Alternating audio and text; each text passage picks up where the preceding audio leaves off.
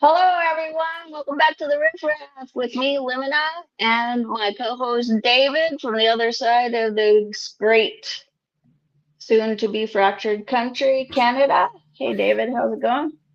Hello, Limina, and hello, Kelly Sweet, our special guest. Hello. How you Yeah. doing? Hey, I'm Kelly. great. How are you?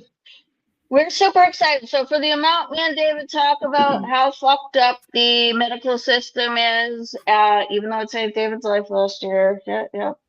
Um, I have good things that to say about the health system, actually, after my experience, but that's a different story. That's emergency medicine. That's a whole different issue. Totally. If you're Mhm. injured, it's great. Um, so we're happy to have Kelly on. So Kelly practices several different modalities of health, and really one of the things I like about her is it's a supportive role of health. So a lot different in its paradigm from, say, a doctor where you go in and they tell you what to do and you better do it or you're considered non-compliant. So she's massage therapist. She does hypnosis. But what we're having her on today is to focus on is face reading. So she's in my side of the country, so she's an Albertan and an Amazon. Um, and I'm happy to have her here. So welcome, Kelly. Thank you. Happy to be here. Thanks for making time for us, because I've been telling David a bit about things. So, inevitably, because I'm on the podcast, poo, pee, looking people in the eyes, what their hair looks like, whether they have boners in the morning, always comes up. So now's a great time to explore things and what we can look at to help ourselves, right? Mhm. Right. Absolutely. As the system collapses, we have to build our life raft from the sinking ship, so to speak. Yeah, anyway, tongue in cheek. But that relates, I guess, to face reading. So, yeah, let's get into it. Go ahead. Let me know. You got the questions there. So I went out to visit my buddy who has a chronic illness. I was there 5 minutes and I looked at his eyebrows and said to him, "Have you had your thyroid tested?" hmm And because that's one of the biggest things you can look at to tell if people are having thyroid dysfunction. So this person has a chronic illness, goes to the doctor once a month for medication, and clearly they're not looking at him because that's not something woo-woo. That's something that's well noted as a symptom of thyroid dysfunction. Um, so tell me more. You can tell things about thyroid. What else can you tell by looking at somebody's face? And is this new? Is this a new Yes. woo-woo thing?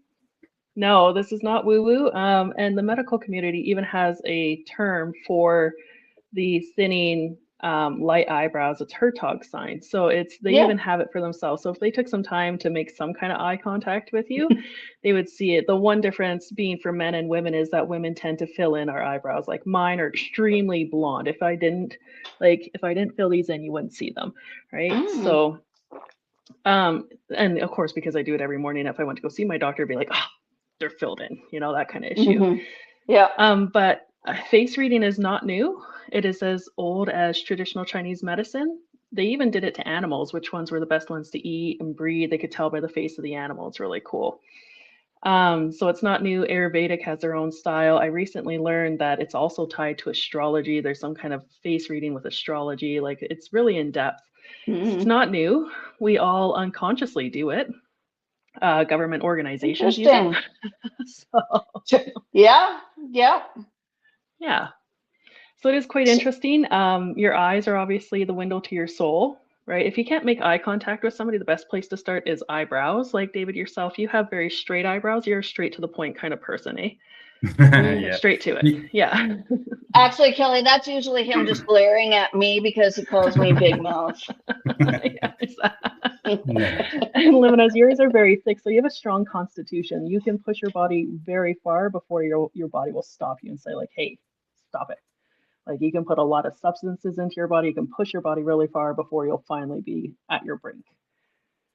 I'm there. I'm Yeah. coming in to see you for a massage. I Yep, know, I'm right? there. So yeah, you can tell a lot. All of the features on your face are associated psychologically and physiologically with your body. Your hairlines, your bladder, your nose is your heart, right? So we all know this. When you look at somebody with a big bulbous nose and it's inflamed, like you can assume they're alcoholics, right? Mm-hmm. You look a little flushed, David, so you might have like an overgrowth of yeast going on, especially Oh, in your interesting. cheeks. Yeah, I actually do. I'm a very yeasty boy. Like a lot of yeast There you going go. on. Oh, that's interesting because we were actually just talking about this last week with David of that. Not to get too personal, but and don't worry, it's not that kind. Anyway, rash. People get rashes, right? It's gonna be yeast thing, isn't it? My wife is a nurse. She thinks that I might have a yeast thing. Oh, maybe. Going on. Yeah. So you can tell that by my face just by looking. Mm-hmm. Yeah, that little bit of flush redness in your cheeks. Yeah. Honey, So when she comes home to me and say, "Honey, look, I look yeasty." Yeah, totally. Anyway, she already knew that. She texted me that, David. Oh God! Just kidding. No. So it's interesting to me. So can we just go back before we carry on with the actual what shows what? Is it? Mm-hmm. It is interesting to me because you brought up the unconsciously that we actually as humans are looking at each other all the time for signs of health, and in fact there's some stuff around that. That's where disgust comes from, that you've looked at somebody and you've evaluated them and deemed them to be unhealthy, and due to communicable disease you want to go away, right? And I wonder too if there's some sort of parallel to that in the psychological world of like being turned off by people who are absolutely, I don't want to say crazy because I think people have a tolerance for etceterism and stuff like that. But I think when we can tell when people are like narcissistic or whatever, people want to go away. That's why they have to be particularly charming to pull you back in. That's why they have to misuse your empathy, is to kind of pull you back in. And we can tell that when we look, people just understood unconsciously, like you said, and evolutionarily, like you said. So I just wanted to add that in too, is that it's not just a technique for medical. It's like you should be looking at your partner, you should be looking at your friends, you should be looking at people you run into, just even as a gauge of what's going on with them, but also in relation to keeping yourself safe. Yes. Yeah. Well, and there's like no negatives to face reading. It's just like you have this or you don't, right? And so there's actually 9 face shapes. And if somebody has a king face where it's more like a upside down, is that a hexagon when it's 5 sides, right? That they're naturally alluring, right? And they're like kings, they're natural leaders. Almost all the actors in Hollywood have king faces. We like to look at them. So if somebody has a narcissistic personality, but they have a king face, you're drawn into them, right? I think your audio might have. Your audio just clicked in or out, so you just covered something. The mic, maybe. Can you hear me now? Yeah. Yeah, I think when you moved your arm, something just. I was about to keep my hands down. Yeah. What did you hear? Oh, everything. It just the volume went way down. Yeah, so we heard about the king face and the hexagon. Yeah. And all the actors have the king face. That we like to look at them. You were saying, yeah. Yeah. So if somebody just like in the public, you see somebody in the public who has a really nice face like that, they could draw you in, as long as they have other features too, like hunter eyes, where it's kind of squinty. It's a little mysterious and they're focused, so you get drawn into that. If they have like a strong jawline, that means that they're very they have strong character, and they can take if they have a strong chin as well, they can take chin, life on the chin. So we have all sorts of expressions in our language too that indicate how we look at faces, right? Like the eyes are the window to the souls, and then you have a strong chin, you can take life on the chin, or you eat problems for breakfast, that kind of stuff. So yeah, you can see, as you look at aspects of the face and put them together as a whole, you can determine by looking at a person whether you feel safe with them or not, right? Due to certain characteristics, yeah. So if somebody was totally new to face reading, so that seems quite complex and a lot to take in, what do you think are like the first things that you want them to know, and that you would look at, or you would ask them to look at, right? What is the first technique that somebody, you want that people to know about face reading, and then the first thing that people could take out of this talk and look at either in themselves or their family? Right. So best place to start if you can't look somebody in the eye is the eyebrows, because it looks like you're looking at their eyes, but you're actually looking at their eyebrows. So again, David's got very straight to the point kind of eyebrows. And then me, I have more rounded eyebrows. So I like to take care of the people around me. That's what that means. So in that case, you'd use terms of like, if you want to sway somebody in a somewhat manipulative manner for good or bad, you know, be like, well, if you do this for yourself, how is it going to affect those around you? Right? If you improve your health, won't the family's health improve as well? Right? So you're not just thinking about that person with the rounded eyebrows, you're thinking of everybody else around them as well. People with rounded eyebrows tend to be more approachable as well. So those are the people you want to find at customer service. You want to talk to them. Or out in public, if you need help with something, you want to find somebody with rounded eyebrows because they're going to take care of the people around them. That's interesting. That's super interesting to me. Oh my goodness. What interests you about that? Because I found that interesting too, because I never thought about carrying it forward and using it as a technique. So what do you think about that, David? Well, just a lot of things come to my mind over the last few days thinking about the topic in general. And I don't want to deviate into facial recognition software and how that also might play into this somewhere. But we're talking about more almost like palm reading, or a little bit also in the middle, like an intuitive touch with the whole thing. But looking for health diagnosis specifically, I guess, with the face reading. Yeah. It's for health diagnosis primarily, or no? Yeah, primarily, but like during the pandemic, some of the people that I follow, they had friends who were sending pictures of people that were dating, and he's like, can you analyze this face? Is this a good partner for me too, right? Because certain face shapes are going to affect the other. Like you can't have two people with king faces, because then you have two people trying to lead, right? It's really difficult when you're pulling the rope one way and the other, right? There's a link below to your website. Oh, sorry, not to cut you off. Just I threw it on the screen. That's just your website there, and there is a link below in the show notes, so people can send a picture of their face in for analysis to you, or.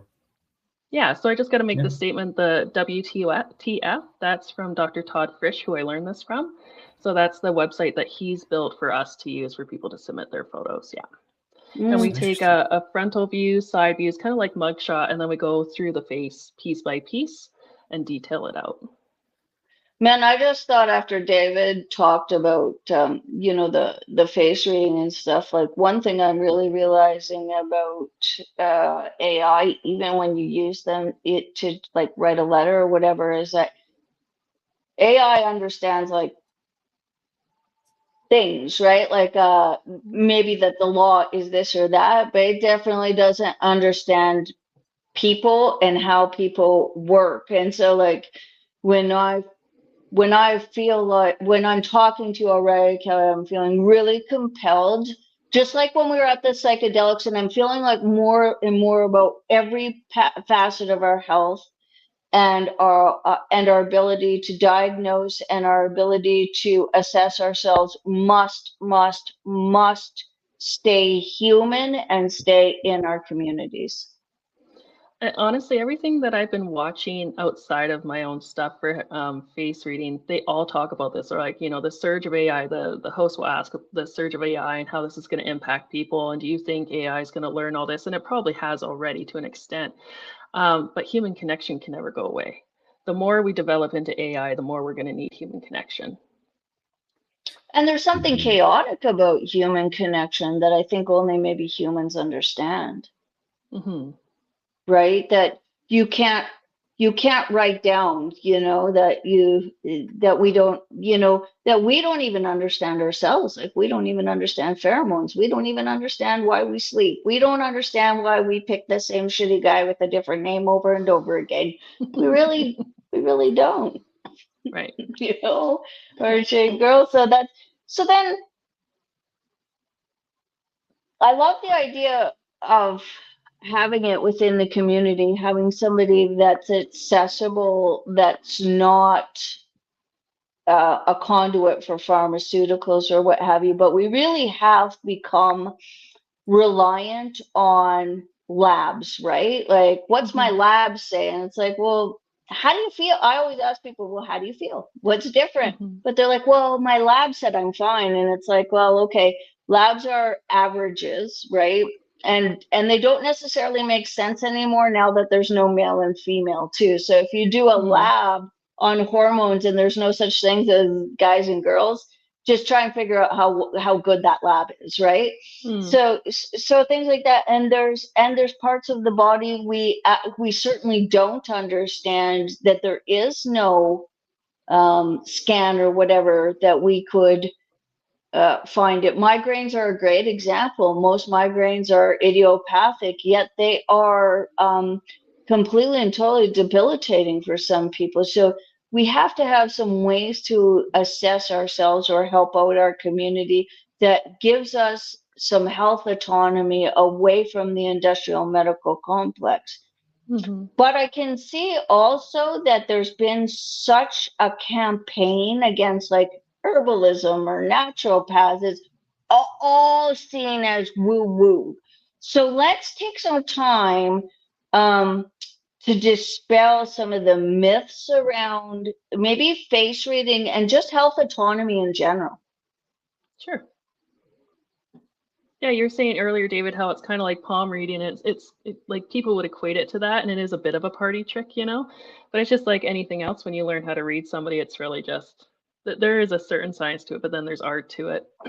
So can't remember what I was going to say about that now. I guess it's similar to astrology, right? You can, with astrology, or not astrology, the tarot cards, people throw down the cards and you can refer to the little book and it tells you all these things, but you need a little bit of an intuitive human take and look at the person and all that stuff. So, yeah. Yeah, that's what I was going for. Yeah, as much as there's a scientific basis for it, there's still a lot of intuition to it. Like when you take a frontal view photo of somebody and you cut off one side of the face and look at one eye, it'll show one emotion or maybe a couple. And then you look at the other side, can be completely different. So the reason being in that is that when you take a frontal photo of somebody, so this is my right side. I still have to think left and right because the view is different. So the right side of my face is my public persona. This is what I show to the world. And it tends to be more positive. So if I were to take a picture of my face, cut it in half, and you look at that eye, it'll show typically a more positive emotion. And then your left side is your male side, and it'll show more of your inner persona. And it tends to be a little more negative, like sad, angry, that kind of stuff. Which you can correlate all that with, like, if there's hoodedness over the eyes, that's resentment, which a ton of women have. They have, it's an 8-to-1 ratio of women relieving. Oh my God, my eyes are so hooded, I can almost not see.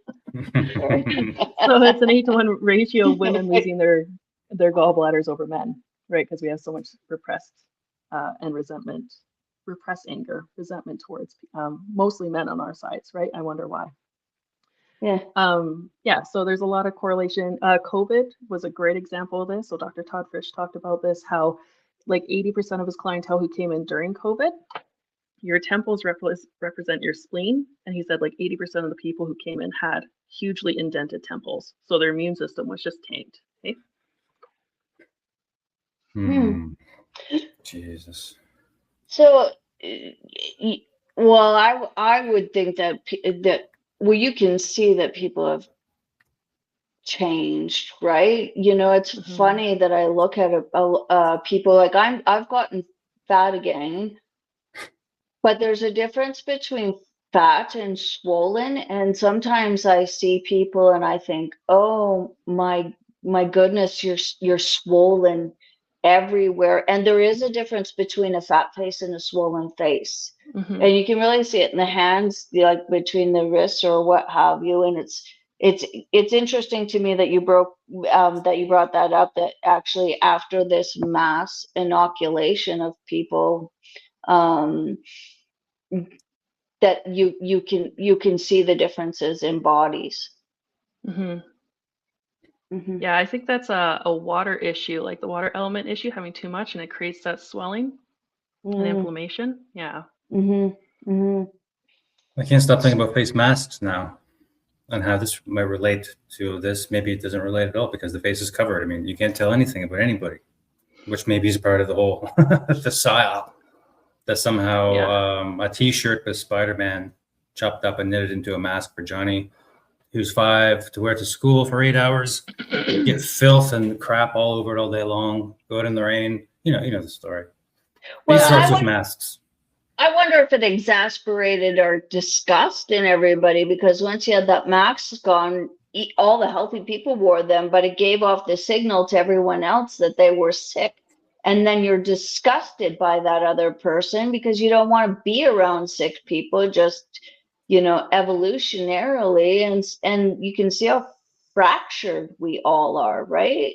Mm-hmm. Mm-hmm. Well, And yeah, you can see that. yeah. Sorry, go ahead, David. Well, no, well, the mask also seemed to be a symbol of like I'm scared of that person because under different circumstances they would throw me on the cattle truck for not having that thing on. Anyway, that's how bad it was, and that's why those people are so fucked up. Because forget the vaccine, but the inundation of information on the news. Sometimes I go back and I just click 2020 news and just watch the evening news, and it is absolutely shocking what people were put through. Anyway, yeah, people's faces. I can imagine they've gone through great transformation depending on where you've been in the last 6 years.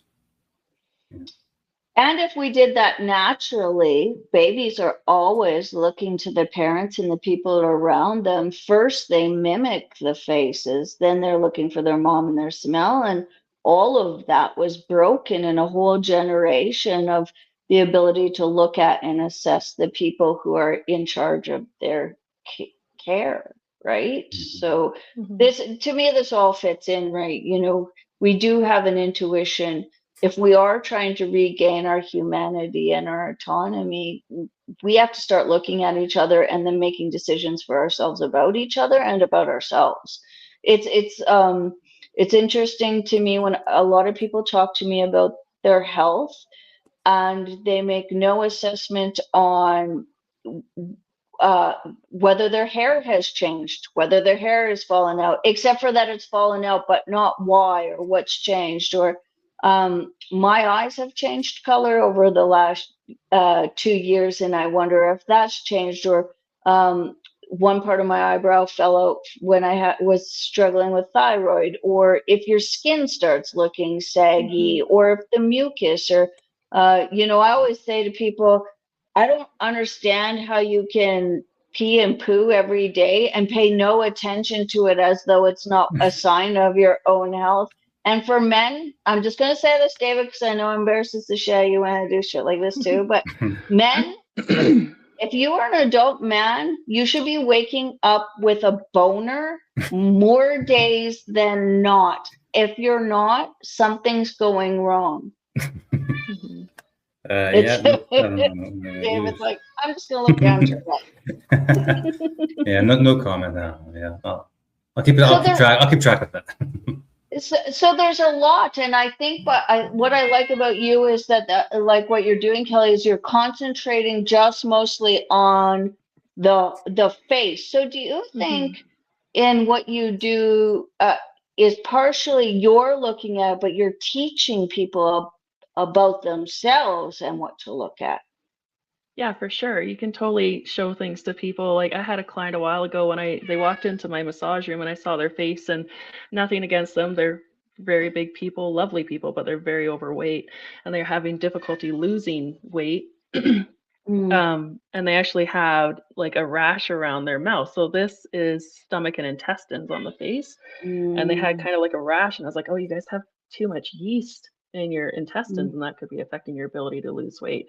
The first aha moment I had with this was I had a gentleman come in for a massage, and he was telling me how he had fatty liver disease, and I'm looking at his face out of freshly learning this, and I'm like, I do not see liver issues on you at all. He's like, well, I've dropped 50 pounds. It's like, well, that's why your liver issues aren't an issue on you. You don't see it on the face. But I saw his kidneys. right around here and his adrenals, right? I was like, I think you should get your kidneys looked at. He's like, funny you should say that. I saw a naturopath a couple years ago who said I needed to get my kidneys looked at. And I was like, well, there you go. You know, not to say it wasn't good that he lost that 50 pounds and helped his liver out, but I was like, your liver isn't, his doctors were trying to tell him that his liver was still the problem. I was like, no, you need to get your kidneys looked at. So it kind of reaffirms what some people already know, or it reteaches them things that they already knew. I don't know if this relates or not, but I'm sure it doesn't. But what about poker face? Like, and I'm just thinking, like, I love to play poker. I fucking love poker because not even forget the game, because you get this opportunity to stare other people directly into the face, and you don't really do that often. If you did that on the bus or at work, a fight would break out. The way poker players stare at each other, and it's interesting because sometimes you get a gut feeling, and you place the chips in and you're correct in your read. They even call it that, a read. I got a read on you, or they call them tells. Yes. Does that relate at all, any of this stuff? I mean, kind of, I guess, not really. Yeah, you could look at aspects of the face to determine how they're going to act, right? Like, again, the straight across, they're going to get straight to the point. If they have a strong constitution, then like if their eyebrows are thick like Limina's, then they could probably wait the game out and play more of a long game than a short game. If they've got those, look at this. really. I'm taking notes. I'm taking notes. Yeah.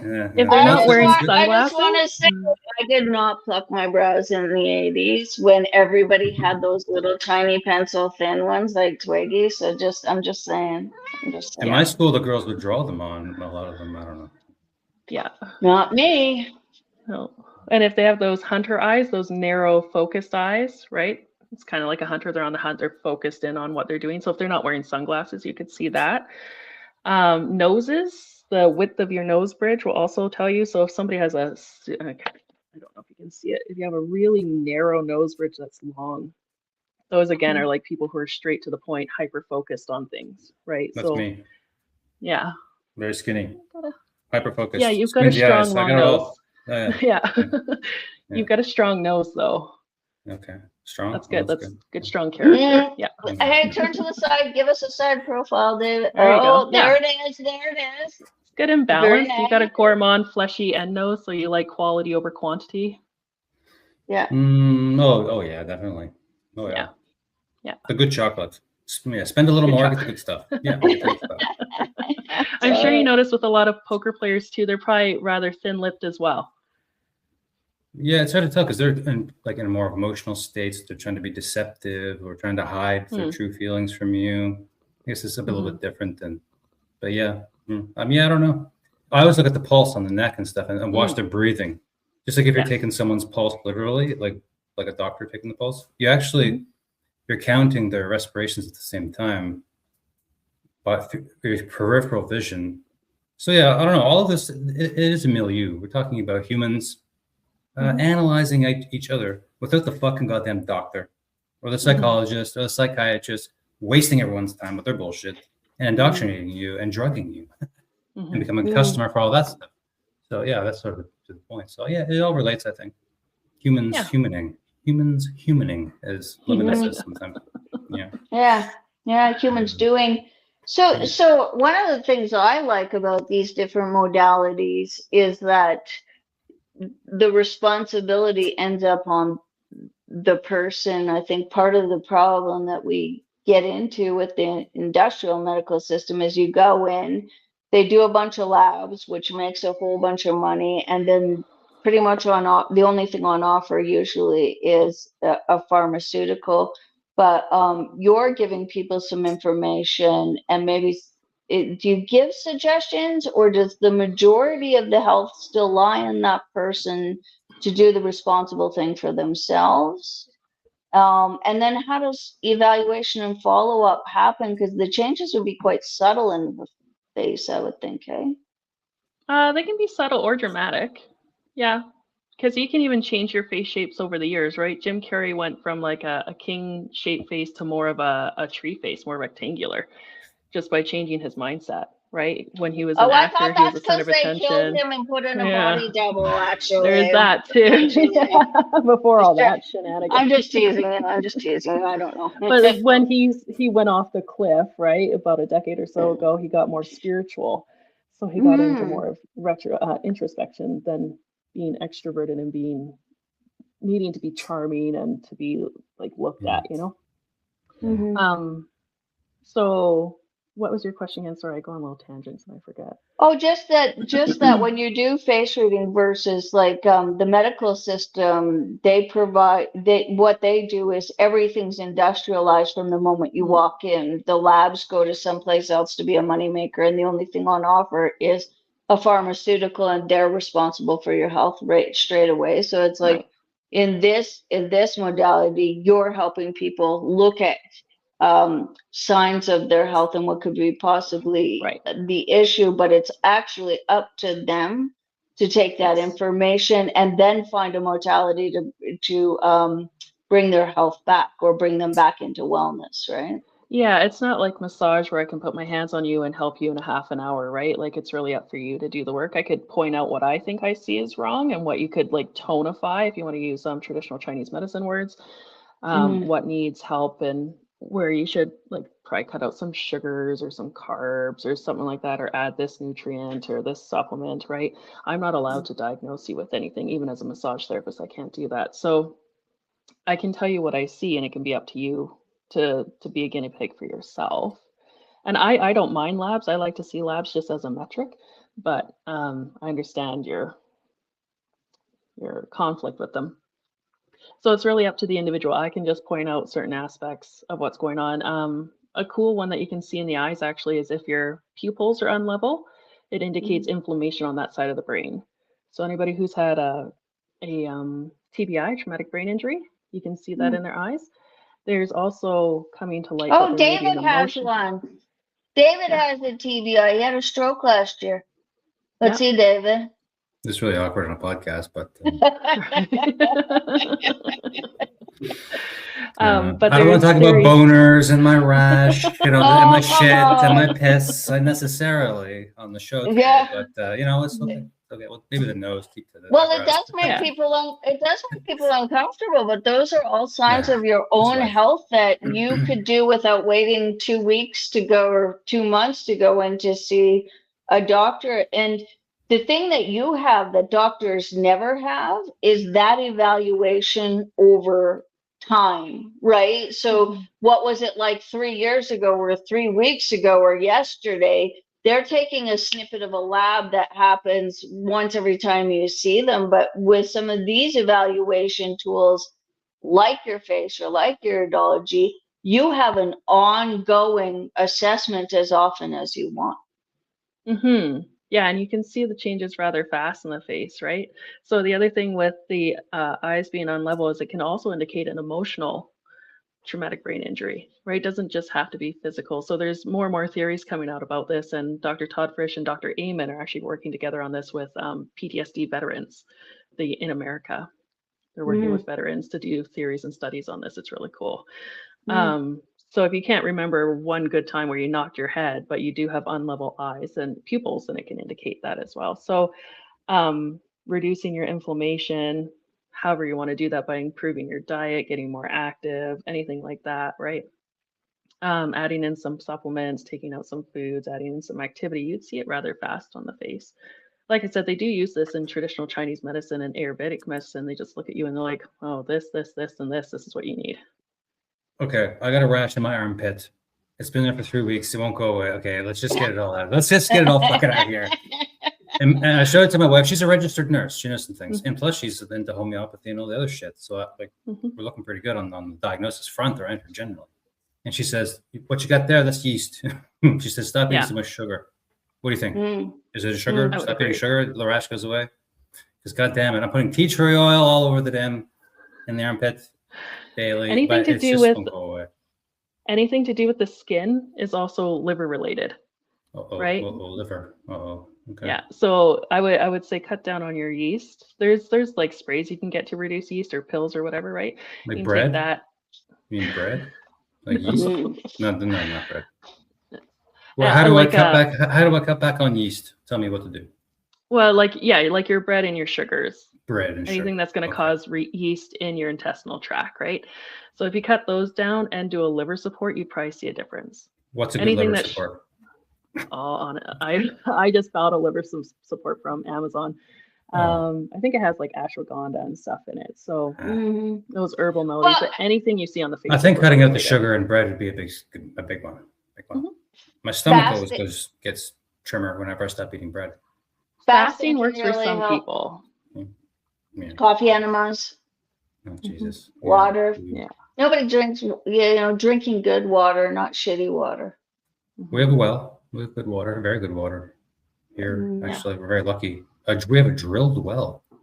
That's 100 years of pure water from deep down. Oh yeah, great stuff. Probably has lots of minerals.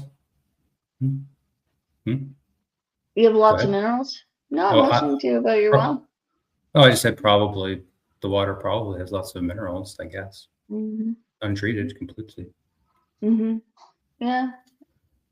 Yep. Yeah, it's interesting how it all goes together. I really do like Chinese medicine. I don't know a lot about Ayurvedic medicine, but the idea too that each one of those,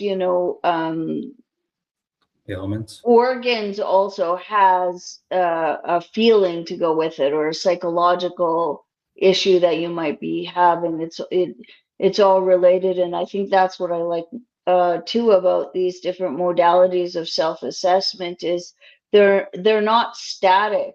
It's interesting to me that we've become so specialty orientated in the industrial medical system, and then they want to piecemeal you. So you go there and it's like, oh yeah, well, I know you might be having neurological dysfunction, but I'm only your liver doctor. I only do your liver.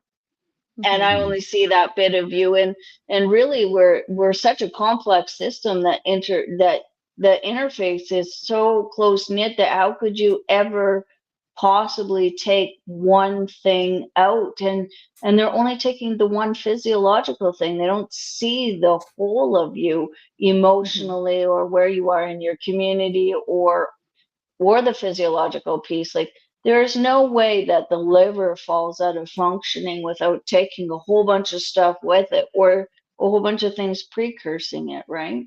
Well, the liver has 800 functions. So Yeah. if it's not up to snuff, nothing else is going to be running well either, right? Yeah. I think you and I were discussing this last time we were together, how if we lived in small towns again and had general practitioners that saw the whole family, they would have a better picture of everything.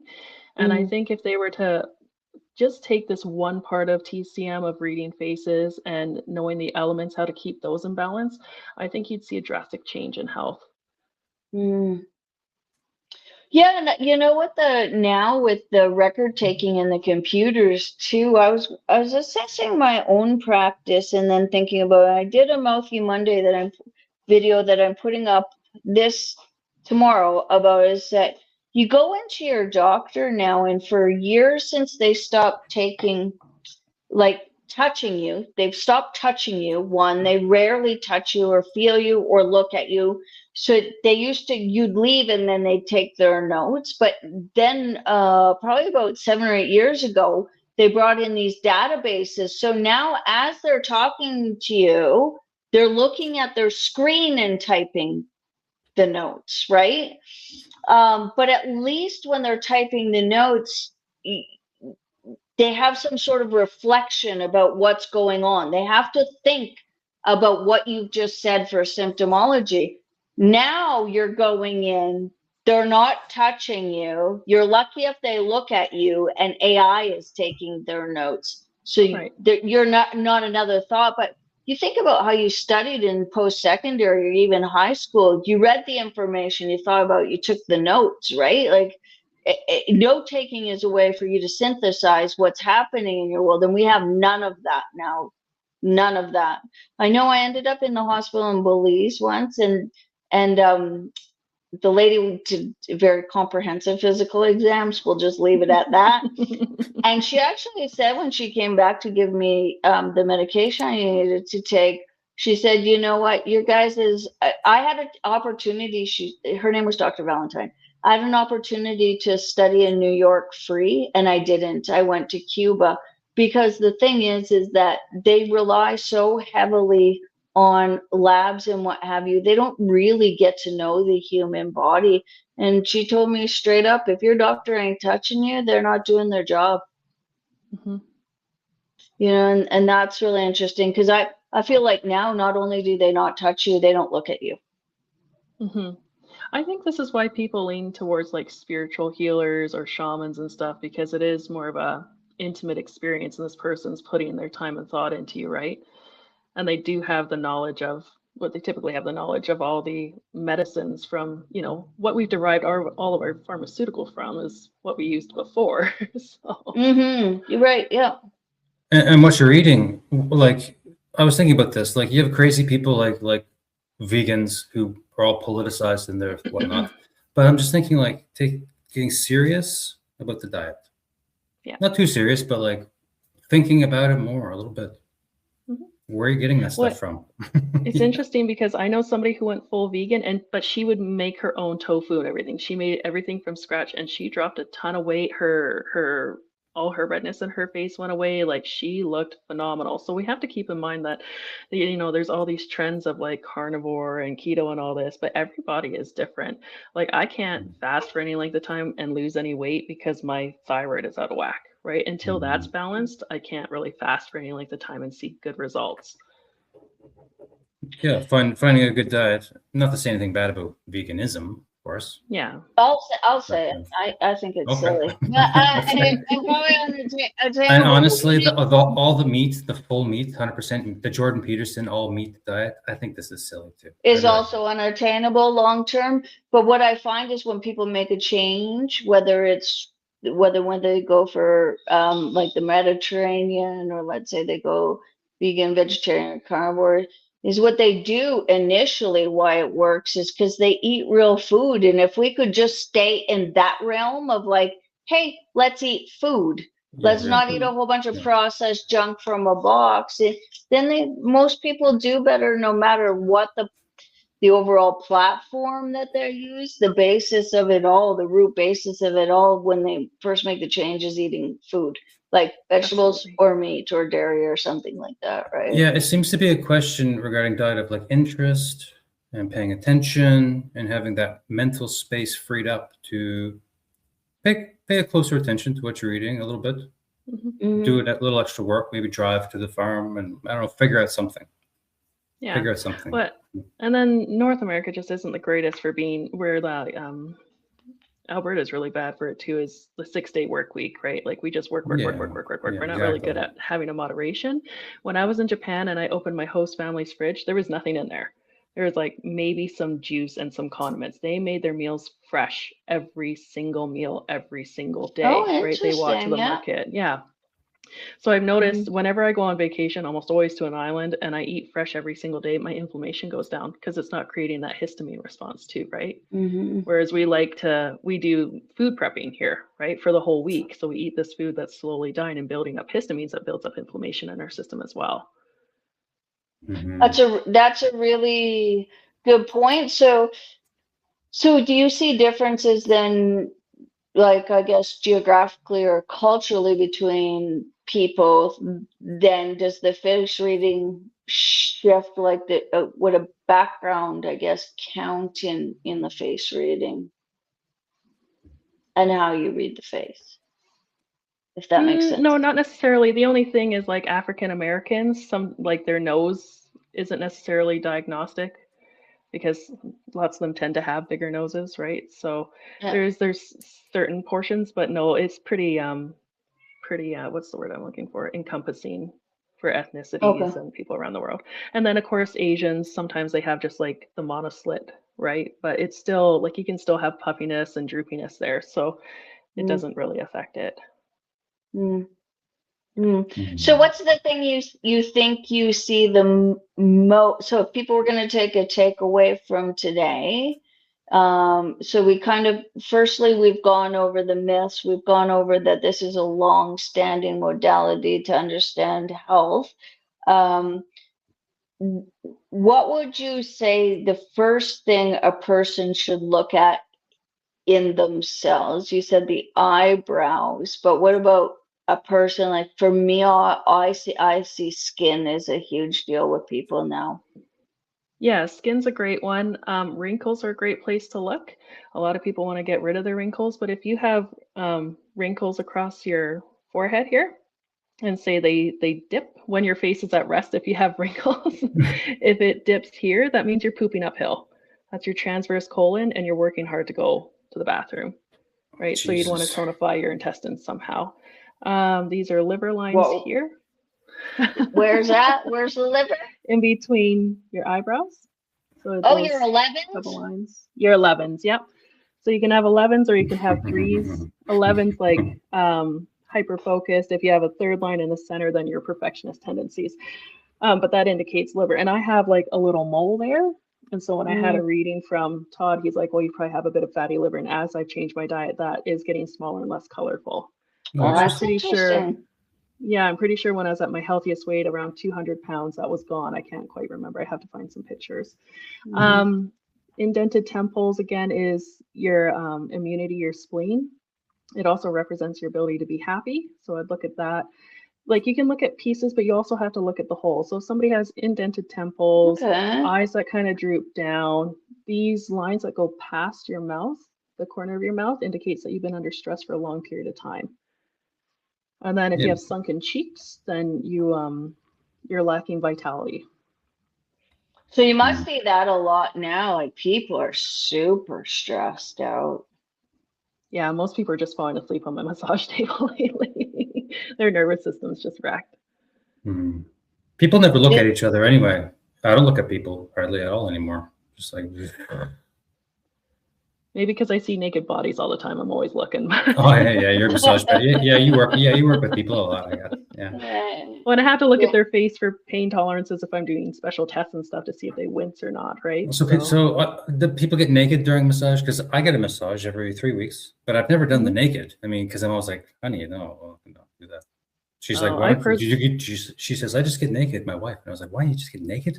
I get naked because when she does my glutes, I want it done well. Okay. Well, I don't know. We can tuck into the underline and pull down. It's just annoying to me. I'm like, I don't care. I've seen so much. Like maybe we gotta work on David's prudishness. I mean, have some dignity. We need to talk about boners and poo more so that he can just loosen up a little bit. Someday, man, I don't know. We need more dudes like me. I don't know what's the word? I don't know. I'd really like to key into that last part that you talked about too, that you can't take each piece, you have to also look at it as a whole. So something might be a slight indicator, but then when you look at the face as a whole, you see a different picture, right? Yeah, just like when you look at somebody, like you say you come into work and you look at your coworker and you're like, oh buddy, are you okay? Like you know, you can see it rather fast. So when you've learned how to break it down, then even just breaking down certain pieces and then you stare at people's faces, you start to tie things together pretty naturally. Again, that's where the intuitiveness comes in, right? It's like, oh, that doesn't look right. Oh, what's going on there? You can see it. I'm super good at that. Like I'm a natural at like we're just reading people, and I kind of wish I wasn't sometimes. Like I feel like I'm a pretty intuitive guy sometimes, and just like no, people just I don't know. Like I don't even want to be around them because I'm reading too much that they're just all fucked up inside. Maybe I'm wrong on my reading too, but I get that feeling sometimes around people. Not everybody, but anyway, I don't know. I'd argue that's a good skill. And I think sometimes people look at me and they think, subconsciously, they look at me and they think, you're reading me too deeply right now, and I don't like it. Yeah, no, I've had problems through my life with others, coworkers. They don't like the way I look at them. The face, something's up with the face. Even my teachers. Your eyes. Yeah, even my teachers told me one time recently. I was in college, and they said, sometimes your face, we don't know what's going on with you. So who fucking cares about my face? David's the only person that I know that got in shit in post-secondary school because of his face. Because my face, yeah. The real communists over there. They want to see you engaging. They want to see you marching and chanting and doing whatever they want you to do. Oh So yeah. they want you more wide-eyed. Your hunter eyes make you really hyper-focused and astute, right? No, oh yeah. Oh man. Yeah. I hate school. Yeah. So then when you're looking at the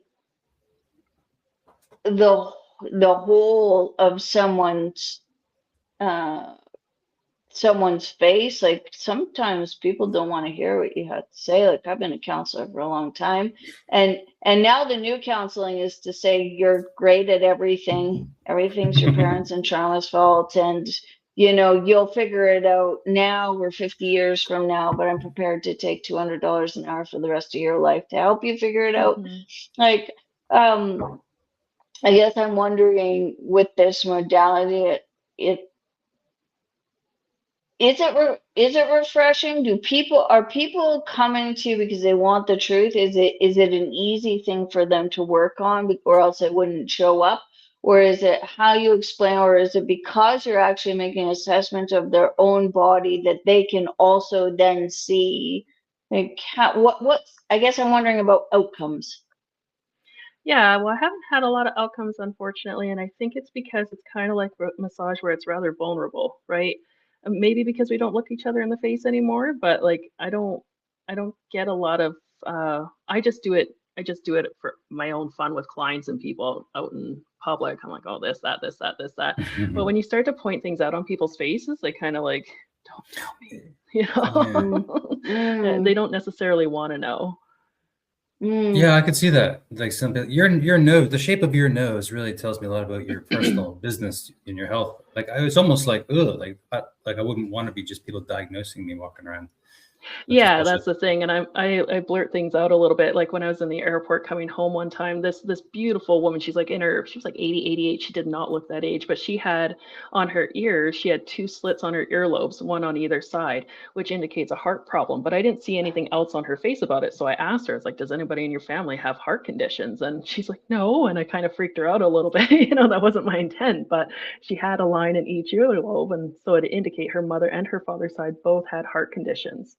She's like, no, I don't think so. And I was like, oh, right. And women at the philtrum here, if you have a horizontal line across there, it can indicate that you've had a miscarriage or issues with fertility. So, of course, you don't want to point that out on somebody's face. Like, hey, how many kids have you lost? It's a little abrasive. So it's better to point at your own face. While I'm like, David, you have straight across eyebrows. You're a straight talker, right? It's better for me to point at my own face than to point at others people's faces. It's too vulnerable is the word I keep coming up with. And yet everybody goes around and diagnoses each other with mental health issues. Yeah. And yet that's okay. Yeah. Weird. Oh yeah. Healthcare workers do that a lot. Like 75% of 75% of healthcare workers, or maybe 50, I don't know. A lot of them seem to be on anti-anxiety or antidepressant or both. I don't know. So I would like to talk about this. Depression typically isn't depression. People who are on antidepressants, they're in a state of despair. This is the difference. So cheek, if you have sunken in cheeks, if you look at Nikola Tesla in his heyday, in his younger years, he looks great. You look at him when he's near death, and his cheeks are so sunken in. He was in a state of despair. He wasn't depressed. So anybody who's on antidepressants, I'm not saying anybody should get off of them, okay? But depression is usually a statement of, I am depressed, and this is the reason why. If you don't have a reason why, it's despair. So a lot of people who are on antidepressants shouldn't be. Depression is a diagnosis. It's not even an emotion, right? Like it's usually like sadness or frustration. It's interesting to me what you're also describing there used to be called the fallow state, FALLOW, right? And it was treated as such, in that sometime it was like almost like just allowing people to go to a bit of a purgatory to rebuild themselves, right? A little bit of a fallow state that allowed them some time. It's interesting to me that we don't get time to be sad or frustrated or grieving anymore, that we go from I've had a feeling to medicated so quickly. Yeah. Yeah. Yeah. Well, and again, the cheeks indicate they're like your fuel tanks for life, right? So if you have big rosy cheeks, then you're full of life and you can go for a long time. But if they're sunken in, you're depleted and you need to rest and to sort out some stuff. Okay, well, now here's the big question that me and David really need an answer to. My waddle. Tell me about my waddle. He's been bugging me. He's like, you got to do something about that. Get some AI touch up or something. You look like you're hanging out with your chickens too much. I was gonna say you're hanging out with your chickens. Yeah. When you hang out with chickens, do you get chicken necks? Let's talk about my waddle. Your waddle. I'm sorry, I don't have an answer for you. Well, you're gonna have to put up with it. Me and my chickens just hang out together. Yeah. Yeah. So next time we go ahead. Sorry, go ahead. Oh, I was just gonna make a joke of next time we see each other, we'll do a chin wobble together, put chin to chin. No shit, yeah. Flap it around. Yeah. But it does lead me to, like, all joking aside, a question in life cycle, right? Because obviously I'm older than both you guys, and so, gravity still works. Gravity is still gravity. And you should expect changes in your face and your body over time. It's another great reason why you should have good self-evaluation tools or community tools such as a face reader, or, you do other things, but an iridologist or just somebody that knows you and has watched changes in you. So, like, what can you expect to change in face reading over time? Yeah, so it's typical with age for things to come sloping down more, right? You can get what's called money bags on the side of your cheeks, especially with age, means you're good at, you've built up money. So if I don't have those in. With plastic surgery, when women fix that, right, you do have the potential to remove your money bags, right? Like your actual physical income will be impacted. There's an astrologer who has a mole here, and that's her compassion tier, actually. And if she got rid of that, she wouldn't be as good at her job as she is. These lines, the Fa-Ling, F-A-L-I-N-G lines, you don't want to get these Botox. This is your spiritual purpose. And if they're nice and deep, then you're living your purpose, right? So you want certain, like, wrinkles on your face with age are good. And especially because it shows that you've lived. I'll let you guys know when I get some. I'll let you guys know when I get some wrinkles. I'll let you know. Yeah, I'll let you know. Wow, who invited David? He just keeps raw. Here I am sitting with chicken neck, and David's like, Well, come on. I'm doing pretty good for 48. Yeah, you look great. You look great. Well, yeah. I'm wondering. My wife is loving it. My wife is loving it. Yeah, she's like, I got this hot guy on the side. Yeah. That's all I'm good for, though. I'm just the eye candy and whatever. I think we're going to need some verification on this claim. No, just goofing around. No, it's good to be healthy, feel healthy, and try to be healthy, for God's sake. Yeah. About working to feeling good. I had a struggle a year ago. And still, I'm still, just plodding on. I'm in pain. Sure. I'm fucked up. But you know what? I still try to work on those things, those variety of problems that I have, physically and mentally. And just go with the flow and do your best. I was a little depressed last week for a couple of days. Yeah, you're just like, well, okay. I'm depressed a little bit. It's okay. So what? Yeah. I'll just go through that, and fucking don't ask me if I'm depressed, and don't try to fix it either. Anybody, don't dare. Because I'm just going to do it. I'm just going to wallow in depression. Just for today, maybe tomorrow. And you know what? It's over. I feel great. I didn't go to the goddamn fucking doctor about it, first of all. Life is hard. Yeah. And you should be allowed to feel emotions without, without being medicated. Like, that's part of the human experience, I guess. But it's, the things that's making me wonder with David talking about emotion and then us talking about the life cycle, there is something, about plastic surgery that does create that uncanny valley where you almost don't want to look at them. Maybe because we can't naturally assess them. Maybe it's because they look too robotic, or maybe because we can't assess their emotions. But there is something to a face that can't be assessed that is unnerving. Yeah. What is it with the stars, the rich people, the famous people? Why do they, so many, some do, they go down that road of all of this plastic surgery, so many of them. And it's like, Well, they what are is trying it to about amplify Okay. Yeah. certain attributes, right? Like the women who get lip filler, your lips are your sensuality, right? So of course they want them to be bigger, and it means you're more expressive the bigger your lips are, right? You're more sensual, you're more expressive, you're drawn to red naturally, right? So the bigger your lips are, the more attracting you are. That's just a thing with the stars, right? And the lips, sorry, not the lips, but you're having your high cheekbones, that definition, having extra light because the light reflects off of that and makes you look more luminous, right? That kind of stuff. So they do it to amplify certain attributes. And if you get plastic surgery for certain things, it's typically even something you see in yourself that you want to amplify, right? So you're not necessarily, Okay. you can change it to a detrimental effect if you get too much or you get it botched, right? But usually it's to amplify something you already have or to increase something that you want more of. How can we analyze the face tattoo trend?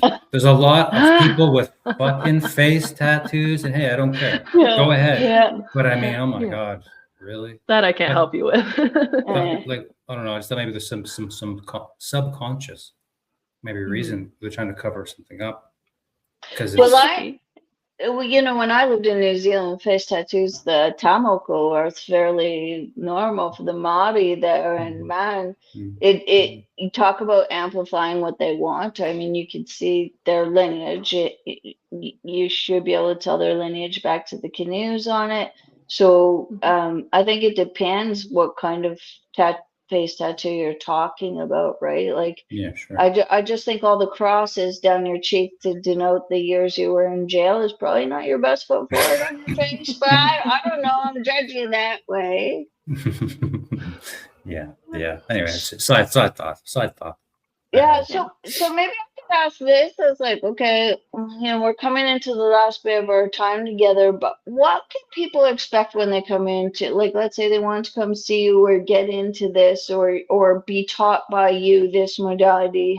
What could people expect in an appointment? I like they come in and we could break down their face, like their face shape and aspects of their face and attributes that they already know about, or maybe they don't quite know about. Health aspects that they may want to change. Honestly, if you want to learn, like Todd Frisch is great, or YouTube has phenomenal information everywhere. Just use your own discernment, of course. Like I've looked at 3 or 4 different people, and the only time that the personas changed on the face was with the astrology, which I found interesting. I don't know why, because everybody else, this is the left side is the father's side, the right side is the mother's side. So I don't know why they switch it. But you learn more of an unconscious thing that we do every day and how it can apply to everyday life and people, right? I like that it's a useful tool for yourself and or others, right? Like that. It'd be super interesting too. What comes out, on the other end of how responsible people will be about their own health if they started to take on things like this, right? Like having basic knowledge of the organs. Like I usually break out around here with acne, so that's my intestinal health, right? And on my chin, that's your sex hormones as well. Yeah. So like you can see that kind of stuff. Or of course, if you have like jaundice in your eyes, that's obviously a liver issue. And if you have really, like, everybody loves to cover up dark circles under their eye, but that's an adrenal and kidney issue that you should look at, right? Instead of just covering everything up, we can actually look at it and change it from the inside out. You don't have to slap makeup or fillers or whatever over everything, And Yeah, like I said with Jim Carrey, that is interesting. Yeah. And like I said with Jim Carrey, it is possible for you to change your face shape. Anybody who's had any kind of dental work where they've expanded or straightened their teeth, they've changed their face shape. Yeah. So it may seem like it's something that's set, but it is changeable. It's interesting to me that we're at a place kind of now in our society with makeup and fillers and stuff that we will do all these things to appear healthy rather than be healthy, like rather than take that on. So like even emotionally, we will go to get a drug to make us less anxious or cover up our anxiety, and same with depression, things like that. And the same goes with cosmetic surgery. It's all a cover up for whatever is underlying and there, that probably would be less painful to actually just deal with that idea, right? That I think that's why David and I have really tried to put our best foot forward on bringing on people and doing things that people can do for themselves rather than have somebody do for you, because I think that ultimately is the biggest issue is when somebody does it for you, your doctor or whatever, it seems to be a cover job rather than a repair job. When you don't have any skin in the game if you're not doing it yourself, right? Like if somebody's doing it for you, then you're like, well, this didn't work because so-and-so told me to do this and it didn't work, right? Right. Mm-hmm. Yeah. And a Right, comment If you're about not invested in it, you're not going to get it resolved. Yeah. Well, it was just a comment about podcasting and podcasts in general. I was just thinking, most podcasts and my own that I do, most podcasts today talk about all the bad stuff. And then they go, well, we can't leave on this bad note. We got to talk about solutions for the last 5 minutes. Our show seems to be always trying to look for some sort of a solution to whatever the health today, the health paradigm kind of a little bit. So I like that about our show. That's a little bit of a toot of our horn, I guess, like just thinking about podcasts. It's true. They talk about the doom that is emerging, the dystopia that is coming down the line. But hey, don't worry, just have faith in the Lord. Or they come up with some sort of short little note at the end. Just have faith. Don't worry, faith is going to save everything. Yeah, we'll see about that. But no, take action. Put the Riff Raft. Yeah. Build your own raft. Yeah. I love that. Yeah. Well, we are the outsiders, right? We are people looking for things to make our lives better. And I think it's, now with how we've gone over many times, and I've had many conversations with Kelly about how people are just incompetent, right? And so if you want to get that out of your life and have less frustration, I guess the thing is to do it yourself. And this is one of those things you can do for yourself. And it's not simple, but it starts with just being able to look at yourself and maybe understand what your face is telling you or what your eyes is telling you. And I go further and say, well, your poo, like if your pee changes color and smell, something's different, and it doesn't take a rocket scientist to, figure some of those things out, right? So I think it is great. Now, and the last thing I guess I would want to revisit is it's not just a take a look at yourself and it's X equals Y. I do like that you talked a bit about intuition. And so it's a bit as the reader, it's at the crossroads of intuition and signs, but it would be for the person doing it for themselves too. If you feel like something's wrong, something's wrong. Yeah, and I think the beautiful thing about being a practitioner is like I more the emotional side of like, I have this one client, and again, she's lovely. She's just got a lot on her plate. But man, when I met her, I was like, dude, you are so angry. No wonder your shoulders locked in. Yeah. It's Is that one me? shoulder. No. But anger is associated with liver, and if you get shoulder pain, that's associated with your liver, and it's just written all over her face. And I understand she's under a lot of pressure from a lot of different areas, right? But like, dude, if you want this to get better, you got to address this in an emotional side. But she wouldn't be able to hear that, right? Because she's also a nurse, so she's much more on that practical medicinal side of things. So some people don't want to look at their emotions, whereas as a practitioner, you can see it on people's faces, like, dude, you are tired, or you are depressed, or you're angry, or what's going on. So it's that whole again, right? We're it's the thing with massage too, is like I actually spend a whole hour with people, right? I actually get to know them, I get to touch them, I see their body change. So it's encompassing the whole instead of just parts that really makes the difference. Because I think that's also what's really missing in the medical community is they're not addressing the emotions behind the health issues. Yeah. I have a great massage therapist, and she also does Reiki. And what's that? They do a touch. What's the what is that? Cranial sacral therapy? Yes, that's the one. She does that too. So she's got the magic touch. And one day she was like massaging me and elbowing me down there, and then like the hip area, and I was almost like panting, and I broke into a sweat, and I was like, I don't know. And she was like, everything okay with you? Like she's picking up a vibe that something's going on down in there. There's some blockage, or whatever. And I was like, yeah, my mom was just over staying at my house for a week. And she was like, let's get that out of there. You know how it is when your mom stays with you for a week. Good God, please make it end. Yeah, no. What about the liver? Can we talk about the liver? Is drinking too much coffee bad for your liver? Dumb question, maybe. I don't know. Honestly, I'm a bit of a I'm worried coffee about my liver enjoyer now. myself. So Okay. no, don't Because you worry said the about your liver. shoulders, like something else. I think I might have a liver thing I need to look into. Yeah, there's a book by Jean-Pierre Barré. He was an amazing body reader, and he did like manual osteopathy massage therapy. And so he has a book called Understand the Body, and he breaks down every aspect of the body in association with emotions and how the people present.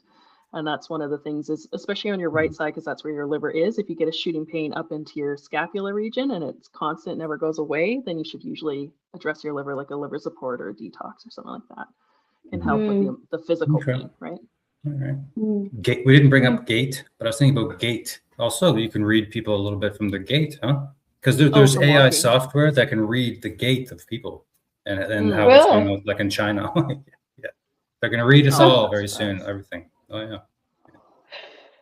So do you think face reading is just a start to people or communities' health journey? Then it's, that from there you can see value in things like watching how people walk or watching what they eat, or, I like to look at people's hands and how they hold things. I think that says a lot about their central nervous system. And their finger shape can have a lot to do with their heart health. So I think this really is opens a door to a lot of different ways that you can understand your health and other people's health.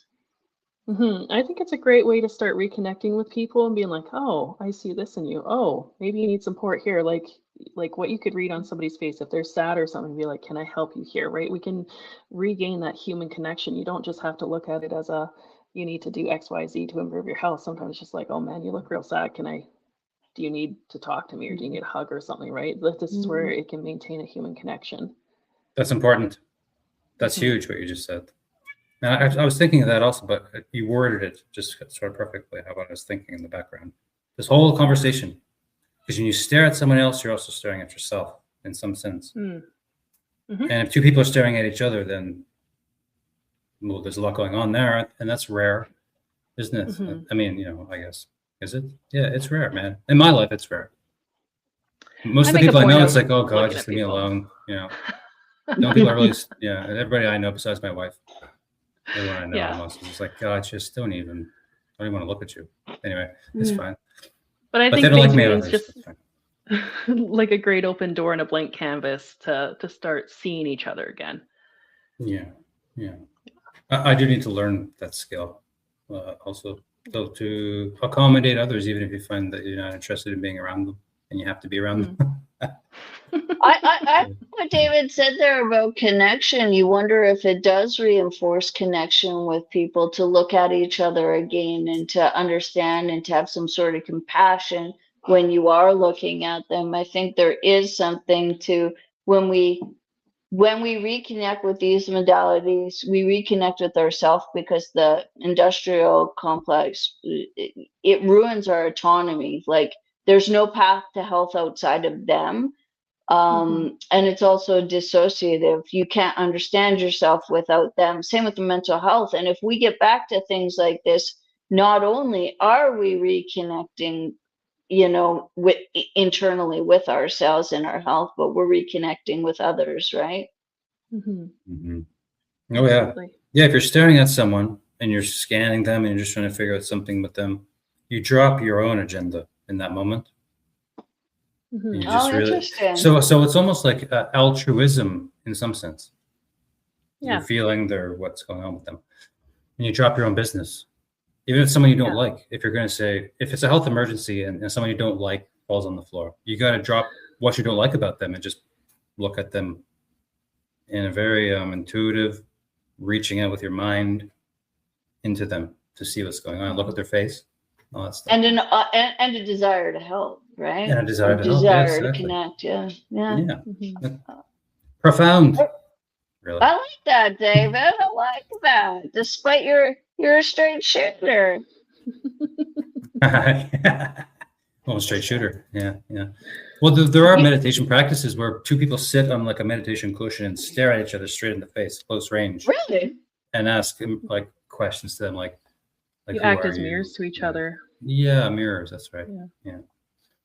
Oh, that's Shadow interesting. work. So you could, yeah, you wonder if that could fit somewhere into the reclamation of health, right? It's interesting to me to have these ways we can assess ourselves, or have somebody such as yourself help us with the assessment. But outcomes are really important. And one of the benefits of having this is you could do something like that, the mirroring, but also you don't have to keep going back to somebody to say, "How's my blood work? Am I better? Am I better? Am I better?" You can take a look at yourself and you can see your gains as you go. That's one of the beauties of weight loss too, right? Is you can see it coming off, or a skin treatment plan where you can see yourself starting to heal. And so if you know these modalities, you can actually see your gains, and it's really reinforcing towards positive change. Mm-hmm. Yeah, and medicine goes all the way back to these kinds of more mystical ideas anyway, for God's sake. Yeah. Not white coat, whatever, white coat shit. So Scientism. it really goes, that's the word. yeah, it goes back to we're missing the intuition of things too, right? Even with Todd Christian, he works with other people where he would do kinetic testing and he'd give them a certain supplement and do a test. And sometimes that supplement wasn't the right supplement for that person. So I give them another one, do the test again, and see if the arm would stay straight and strong, right? And then that was the supplement for them. That's an intuitive thing. Mm-hmm. Yeah, we're sleeping on a grounding mat. It goes under the bed sheet. It's a queen size thing. You plug it in, and it goes under the sheet. It's a grand. I don't know. I used to have one. I know what you're talking about. I think there's some effect from it. It's funny because you're not sure. It's very intuitive. It's very. It's hard to pinpoint the health changes or improvements from sleeping on a grounding mat, but there's something to it for sure. There's something going on.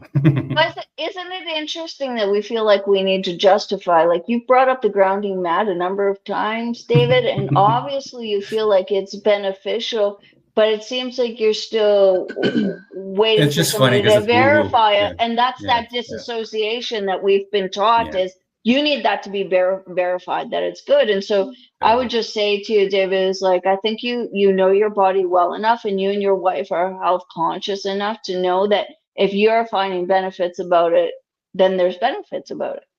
Mm-hmm. Yeah, one in particular that we both are noticing is that like we're both getting close to 50. She's been a nurse all her life. I was a chef all my life. Our bodies are fucked up. We're getting up in the morning. It's been cold, creaky bones. Oh, feeling old. I don't know what the term would be. Just like feeling fucking old. Needing to stretch and do yoga to deal with life. But we get up out of bed now, and you're feeling a little bit more limber, a little bit refreshed, rosy cheeked. And not that, oh God, I feel like so old, and that getting oldism is kind of dying down a little bit from the grounding mat. I don't know. That's something Even we're if both it's just noticing. the placebo effect. Yeah. I don't know. Well, placebo effect's a wonderful thing. So sure, I'll take it. Yeah. I'll take it. But we did watch a documentary on grounding, and I guess there's a woo aspect, but also there's not. People wear rubber shoes all the time, and that disconnects you from that earth. I think it's been well documented, actually, the changes in your immune level, and but also just in sort of the resonance by having your feet on the ground and grounding. I mean, nature restoration therapy is something that unfortunately lost its steam within the mental health world, but they're saying, like, versus fake built environments, when you take somebody out in nature, there's just something to it that our body recognizes that helps us relax a bit. You don't have to, your brain's not struggling so much with these they're not false environments, but I guess the unnatural environment would be the opposite. So this all fits together for me. I'm really thankful you came on, Kelly, because we are really trying to commit ourselves to helping people understand themselves through a different lens. that empowers them to take control over their own lives. And I can see clearly how this fits in. And I can clearly see how it fits in as like an assessment tool, but also a way to get back to your own intuition and others and recommit to our community's health together. And also truth telling, where we can say to somebody like, you don't just look tired. It looks like you're a little yellow under your eyes. What can we do about that, right? Or would you like some help in doing something about that? This can clearly open doors to connection. I would just like to add to your nature bit. That's why traditional Chinese medicine has the 5 elements, is because we are a part of nature, right? Nature is a part of us. So it's really important to connect with that. We have the wood, fire, earth, air, and metal, right? So nature is really important for our body. So we got to maintain that balance. I like it. I like it. Is there anything we missed today, Kelly, that you thought would be interesting, or that people should know about face reading? That it's not woo-woo as much as it may seem. It is a long time documented use, just like traditional Chinese medicine, acupuncture. If it's been around for that long, obviously it has a use. And obviously it's maintained its relevance for a long, long, long time. Goes to show we haven't evolved as much as we may have thought we have. Yeah. Well, and I like to tell people, since this type of industrial medicine has come on, people are sicker than ever. So maybe we shouldn't make so much fun of the old ways. Absolutely. I agree. Yeah. I appreciate you coming on. So if people were interested in doing this, I think you do it in person, but you do it online as well, right? Yeah, so that website that David showed is like a pre-set up thing where people can submit their documents, their pictures, and then I go through it piece by piece and I send it to them in a PDF. Okay, excellent. Sorry, I just have to activate the account again. If anybody is interested and they want to do this, just send me an email or text and I can set up the account again. And yeah, see, that breaks down the whole face on there. So in between your eyes is the liver and all that jazz. So ears tell a lot too. It's quite fascinating. But yeah, if people want to get a reading, they could go to that webpage or they can email me. If they're interested in hypnotherapy to work on a problem they can't seem to sort out, they can email me. Yeah. I'd like you to come back on and talk about the hypnotherapy as well, because so I have a few people with EDS in my life and anesthetic doesn't work for them. And one of them uses hypnotherapy just to go to the dentist. But I can see a time in the future, if we really work as communities to take our health back, or there's a grade down system, that hypnotherapy won't just be good for making change in like smoking or weight.